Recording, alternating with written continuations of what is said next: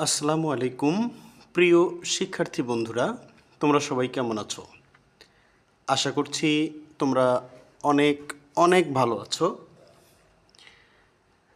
আমরা এ কয়দিনে কিভাবে রাইট ফর্ম অফ ভার্ব এর নিয়মগুলো শিখেছি পর্যায়ক্রমে, তোমরা তো তা জানোই, তাই না?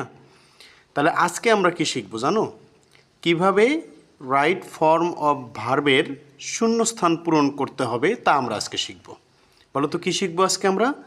রাইট ফর্ম অফ ভার্বের যে শূন্যস্থান আছে তা আমরা কিভাবে পূরণ করতে পারি তাই আজকে আমরা শিখব। তাহলে প্রথমেই চলে আসো, আমরা কয়েকটা নিয়ম একটু দেখে নেই যে কিভাবে আসলে পূরণ করতে হয়। প্রথমে দেখো, আমরা এখানে বলেছি শূন্যস্থানের প্যাসেজটি কোন টেন্সে আছে তা বের করা। আমাদের প্রথম কাজ কি হবে বলো? আমাদের প্রথম কাজটি হবে শূন্যস্থানের প্যাসেজটি কোন টেন্সে আছে তা বের করা। এটা হলো আমাদের প্রথম কাজ হবে। দ্বিতীয় কাজ কি? প্যাসেজটির বঙ্গানুবাদ বুঝতে চেষ্টা করা। প্যাসেজটির বঙ্গানুবাদ বুঝতে চেষ্টা করা। 3 নম্বরে কি খেয়াল করে দেখো, বক্সে দেয়া ওয়ার্ডগুলোর অর্থ জানা। প্যাসেজটির উপরে একটা বক্স দেওয়া থাকবে, সেই বক্সের ভিতরে 10টা বা 8টা এরকম শব্দ দেওয়া থাকে, সেই শব্দগুলোর বাংলা অর্থ আমাদের জানতে হবে। এরপরে কি? রাইট ফর্ম অফ ভার্বের নিয়মগুলো স্মরণে আনা। আমরা যে বেশ কয়েকটি লেকচারে, কয়েকটি পার্টে আমরা যে রাইট ফর্ম অফ ভার্বের নিয়মগুলো শিখেছি, সেই নিয়মগুলো আমরা কি করব? মনে নিয়ে আসব। 5টা নিয়ম আমরা এখানে দিচ্ছি, তার মধ্যে সর্বশেষ যে নিয়মটি, প্যাসেজে যদি টেন্স পরিবর্তন হয় তাহলে তুমি চিহ্ন পাবে।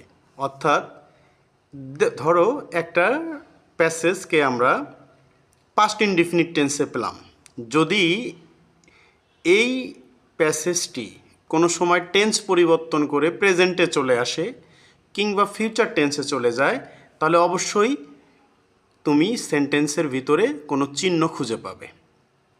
কথা কি বুঝতে পেরেছ? তাহলে রাইট ফর্ম অফ ভার্বের যে শূন্যস্থান আছে তা পূরণ করার জন্য আমাদের এই 5টা নিয়ম মনে রাখতে হবে। এবার আসো আমরা একটা উদাহরণ সহ করি, তাহলে আমরা বুঝতে পারবো যে আমরা এই 5টা নিয়ম দিয়ে কিভাবে রাইট ফর্ম অফ ভার্বের শূন্যস্থানগুলো পূরণ করতে পারি। তাহলে চলে আসো, আমরা উদাহরণ হিসেবে নিয়েছি ময়মনসিংহ বোর্ড 2023 সালের একটি রাইট ফর্ম অফ ভার্বের শূন্যস্থান। তো আমরা একটা বক্স পেয়েছি, সেই বক্সে আমরা শব্দ পেয়েছি কি কি একটু লক্ষ্য করে দেখো। Build, idol, follow, work, remember, be, lag, reach, lead, depend. তো প্রথমেই আমরা একটু খেয়াল করি যে বক্সে দেয়া ওয়ার্ডগুলোর অর্থ জানা। দেখি আমরা এই শব্দগুলোর অর্থ জানি কি না। বিল্ড মানে কি? তৈরি করা বা নির্মাণ করা। Idol, away. আইডল তো এমনিতেই আমরা জানি এটা একটা অ্যাডজেক্টিভ, কিন্তু আইডল অ্যাওয়ে এটা হচ্ছে একটা গ্রুপ ভার্ব। এই গ্রুপ ভার্বটার অর্থ কি? অলসভাবে দিন কাটানো বা অলসভাবে কোনো কিছু থাকা, এরকম আলসে টাইপের, ঠিক আছে? ফলো, অনুসরণ করা, মেনে চলা। ওয়ার্ক, কাজ করা। রিমেম্বার, স্মরণ করা, মনে রাখা। বি, হওয়া। এই বি নিয়ে চমৎকার একটি বিষয় আছে। যদি তোমরা দেখো প্যাসেজটি প্রেজেন্ট টেন্সে আছে, তাহলে এই বি মানে হবে অ্যাম, ইজ, আর। আর যদি তোমরা দেখো প্যাসেজটি পাস্ট টেন্সে আছে, তাহলে এই বি মানে হবে ওয়াজ, ওয়ার। বুঝতে পেরেছ? ল্যাগ বিহাইন্ড, এটা পিছিয়ে পড়া, এই অর্থে আমাদের ল্যাগ বিহাইন্ড হয়। এরপরে আছে রিচ, পৌঁছানো। লিড, পরিচালনা করা। ডিপেন্ড, নির্ভর করা। তাহলে আমরা বক্সে দেওয়া ওয়ার্ডগুলোর অর্থ জেনে নিলাম। এরপরে আমরা কি বলছিলাম? প্যাসেজটির বঙ্গানুবাদ বুঝতে চেষ্টা করা। তাই আমরা এখানে একটা প্যাসেজ পাচ্ছি, তোমরা একটু লক্ষ্য করে দেখো। চমৎকার একটি প্যাসেজ আমরা এখানে পেয়ে যাচ্ছি। এই প্যাসেজটি নিয়ে আমরা একটু কথা বলছি। তোমরা লক্ষ্য করে দেখো, আমরা এখানে বলছি Bangladesh is full of natural resources.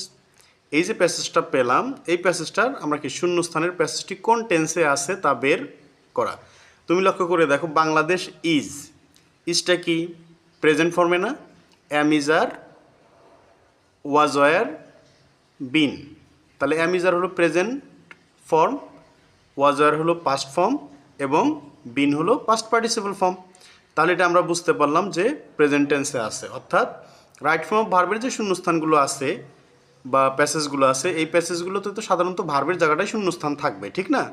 তারপরেও কিছু কিছু সেন্টেন্সে তুমি ভার্ব খুঁজে পাবে, সেটা দেখেই তোমার কি টেন্স নির্ণয় করতে হবে। তাহলে যখনই তুমি একটা টেন্স খুঁজে পেলে, যেমন আমি এখানে ইজ দেখে বুঝে ফেললাম যে এই কি বলবো, যে এই প্যাসেজটা আমাদের প্রেজেন্ট টেন্সে আছে, তার মানে তোমার এখানে মনে রাখতে হবে এই প্যাসেজটার পুরো ঘটনাই প্রেজেন্ট টেন্সকে কেন্দ্র করে আছে এবং হয় প্রেজেন্ট টেন্সে আছে নইলে প্রেজেন্ট টেন্সের ভয়েসে আছে। তাহলে একটু লক্ষ্য করি, Bangladesh is full of natural resources. Bangladesh প্রাকৃতিক সম্পদে পরিপূর্ণ। দি প্রসপারিটি অফ দ্য কান্ট্রি, দেশটির উন্নতি। ড্যাশ অন, ডিপেন্ড অন, এটার সাথে এস যোগ করে দিতে হবে, যেহেতু দি প্রসপারিটি এটা কি সিঙ্গুলার, তো সিঙ্গুলার হলে ভার্ব সিঙ্গুলার হবে, এই জন্য আমরা এখানে কী দিলাম, ভার্বের সাথে এস বা ইএস দিলাম। ইএস কেন দেইনি সেটা কিন্তু আমরা বলেছি, যেহেতু এই ভার্বটার শেষে এস নাই, ডাবল এস নাই, সিএইচ নাই, এসএইচ নাই, এক্স নাই, জেড নাই, এই জন্য এটার শেষে আমরা ইএস দিই নাই, শুধু এস দিছি। ডিপেন্ডের শেষে কি আছে, ডি, এই জন্য এস দিছি, ডিপেন্ডস অন। এখানে যে প্রেজেন্ট টেন্স আছে দেখে এটা প্রেজেন্ট ইনডিফিনিট টেন্সে আমরা করলাম, বুঝতে পেরেছো তোমরা? তার মানে এখানে বলছি দি প্রসপারিটি অফ দি কান্ট্রি, একটা দেশের উন্নতি, ডিপেন্ডস অন নির্ভর করে, দ্য প্রপার ইউটিলাইজেশন সঠিক ব্যবস্থাপনার উপরে, অর্থাৎ অফ দ্য রিসোর্সেস এই সম্পদগুলোর সঠিক ব্যবহারের উপরে। উই শুড নট, তোমরা তো জানো শুড মডালস, তার মানে নট থাকলে ওটা শুড নট, ওটা মডালস, তাহলে মডালসের পরে ভার্বের প্রেজেন্ট ফর্ম বসে, তাহলে we should not lead a lazy life. Lead এই শব্দটা এখানে বসলো, তাহলে এই যে লিড শব্দটা এখানে যে বসালাম, এই লিড শব্দটা বসানোর কারণটা কি, যে লিড শব্দটা বসানোর কারণ হচ্ছে শুড নট আছে, এরপরে ভার্বের প্রেজেন্ট ফর্ম বসে, এই জন্য।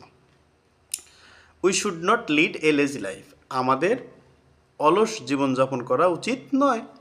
We all should become industrious, আমাদের সকলের উচিত পরিশ্রমী হওয়া।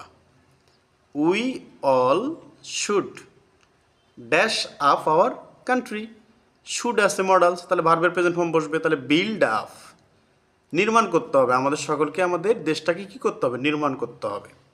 ফর দিস রিজন, এই কারণে we have to dash hard, work hard, to আছে, আমরা বলেছিলাম ভার্বের প্রেজেন্ট ফর্ম বসবে টু প্রিপোজিশনটির পরে, তাহলে we have to work hard, আমাদের সকলের কঠোর পরিশ্রম করতে হবে বা করা উচিত।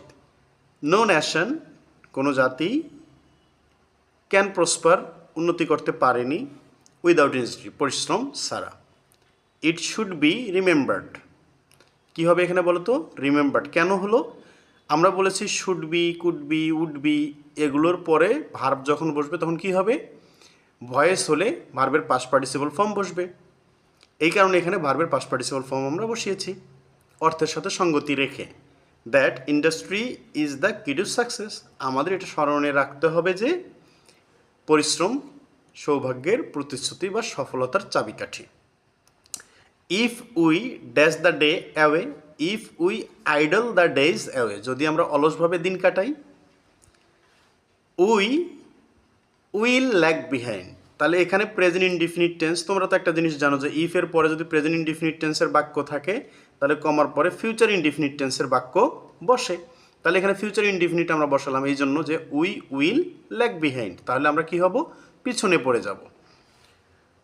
The nation that is industrious, এই যে বি ছিল, আমরা প্রেজেন্ট টেন্সের কারণে কিন্তু এখানে ইজ ব্যবহার করলাম, যেহেতু দি নেশন আছে। দি নেশন দ্যাট ইজ ইন্ডাস্ট্রিয়াস, যে জাতি পরিশ্রমী, তাহলে তার কি হবে, হ্যাজ রিচড, পৌঁছেছে, দ্য পিনাকল অফ ডেভেলপমেন্ট, উন্নয়নের চূড়ায় তারা পৌঁছেছে। তাহলে বুঝতে পেরেছো এখানে ইজ কেন বসলো, এখানে হ্যাজ রিচড কেন বসলো, অর্থ সঙ্গতি রাখার জন্য আমাদের এখানে প্রেজেন্ট টেন্সের ভিতরেই কিন্তু আমরা আছি। দেখো এখানে has reached present perfect tense, এখানে ইজ বসাইছি প্রেজেন্ট ইনডিফিনিট টেন্স, আর এখানে একটা আমাদের কমপ্লিটিং সেন্টেন্সের নিয়মে চলে আসছে, এই জন্য আমরা এখানে প্রেজেন্ট ইনডিফিনিট টেন্সের পরে ফিউচার ইনডিফিনিট টেন্সের বাক্য বসিয়ে দিয়েছি। বুঝতে পেরেছো তোমরা? So we should dash them, সুতরাং আমাদের উচিত তাদেরকে অনুসরণ করা, তাহলে ফলো হবে এখানে। তাহলে সো উই শুড ফলো, এখন ফলোটাই এখানে কেন বসালাম, যেহেতু এটা শুডটা মডেলসের পরে ভার্বের প্রেজেন্ট ফর্ম বসে, এই জন্যই আমরা এটা বসাইছি। বুঝতে কি কোনো অসুবিধা আছে বলো? তাহলে আমরা কি এই শূন্যস্থানটি সুন্দর করে বুঝতে পেরেছি সবাই? তাহলে আমরা এটা কেন আজকে বুঝিয়ে দিলাম যে এতদিন ধরে তোমরা রাইট ফর্ম অফ ভার্বের যে নিয়মগুলো শিখলে, সেই নিয়মগুলো দিয়ে তুমি কিভাবে রাইট ফর্ম অফ ভার্ব কী করবে, সমাধান করতে পারবে, তার যদি একটা উদাহরণ দিয়ে দেওয়া যায় তাহলে তোমাদের এটা বুঝতে অনেক সুবিধা হবে। এজন্যই মূলত এই চেষ্টাটা করলাম। তাহলে একটু সামারি করে দেই যে আমরা একটা রাইট ফর্ম অফ ভার্বের শূন্যস্থান কীভাবে পূরণ করব। এই 5টা নিয়মকে আমরা মনে রেখে ভালোভাবে অর্থগুলো বুঝে শব্দার্থগুলো জেনে আমরা যদি বসাই নিয়মগুলো অনুসরণ করে, তাহলে আমাদের রাইট ফর্ম অফ ভার্বের শূন্যস্থানগুলো কখনো কি হবে না, ভুল হবে না। আশা করছি সকলের এটি বুঝতে কোনো অসুবিধে হয়নি। যদি ভিডিওটি তোমাদের ভালো লেগে থাকে তাহলে অবশ্যই একটা লাইক, কমেন্ট, সাবস্ক্রাইব করবে এবং শেয়ার করতে ভুলবে না। ভালো থাকবে সবাই। নিয়মিত এই ধরনের ভিডিও পেতে অবশ্যই চ্যানেলটি সাবস্ক্রাইব করে রাখবে। আল্লাহ হাফিজ।